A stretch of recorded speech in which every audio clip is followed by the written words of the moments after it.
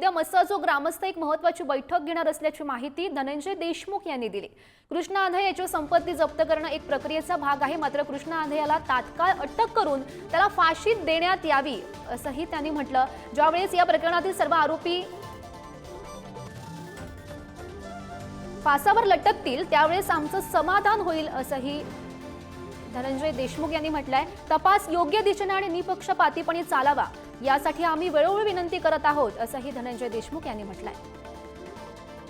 या संदर्भात अधिकची माहिती जाणून घेऊयात। आमचे प्रतिनिधी उदय नागरगोजे सध्या आपल्या सोबत आहेत।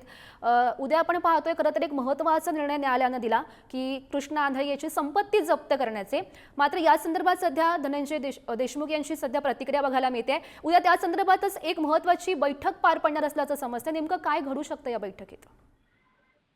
नक्कीच आपण जर बघितलं तर मसाजोगचे ग्रामस्थ हे सातत्यानं संतोष देशमुख यांच्या खून प्रकरणातील जो तपास आहे त्याचा पाठपुरावा करत असतात। आता या दरम्यानच या प्रकरणातील जो फरार आरोपी आहे कृष्णा आंधळे याची संपत्ती जप्त करण्याचे आदेश मकोका न्यायालयाने दिले आहेत आणि त्यानंतर आता धनंजय देशमुख यांची प्रतिक्रिया समोर आली आहे। यामध्ये त्यांनी हा सगळा एक न्यायालयीन प्रक्रियेचा भाग आहे, त्याची संपत्ती जप्त तर करा, त्याच्याबरोबर त्याला अटक करा आणि त्याच्यावर कारवाई देखील करा अशी मागणी धनंजय देशमुख यांनी केली आहे। तसेच या प्रकरणातील सर्व आरोपींना जेव्हा शिक्षा होईल तेव्हाच माझं आणि आमच्या गावकऱ्यांचं समाधान होईल असं देखील धनंजय देशमुख यांनी म्हटलंय। आता या दरम्यानच उद्या संध्याकाळी मसाजोग येथे बैठकीचे देखील आयोजन करण्यात आलं आहे। या ठिकाणच्या बैठकीत आता ग्रामस्थांचं काय चर्चा होती आणि त्यानंतर काय निर्णय घेतात हे देखील पाहणं महत्त्वाचं ठरणार आहे।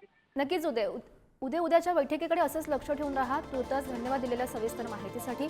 तर संतोष देशमुख यांचे बंधू धनंजय देशमुख यांनी नेमकं काय म्हटलंय ते एकदा बघूयात। मला तो इथं असताना जी माहिती घेतली इथं असतानाची की तो कागदोपत्री जो फरार होता त्याच्यावर किती गांभीर्यानं पोलीस यंत्रणेनं हातात घेतलंय हे बघणं महत्त्वाचं आहे।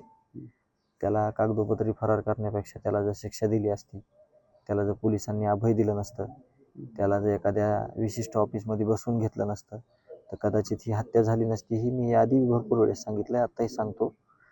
आणि तो कुठं गेलाय, कसा गेलाय, तो एकदम सराईत गुन्हेगार आहे। याची चौकशी हा कुठे आहे काय हा तपासाचा भाग आहे, त्यांनी तो केला पाहिजे आणि त्याला लवकर जेरबंद केलं पाहिजे।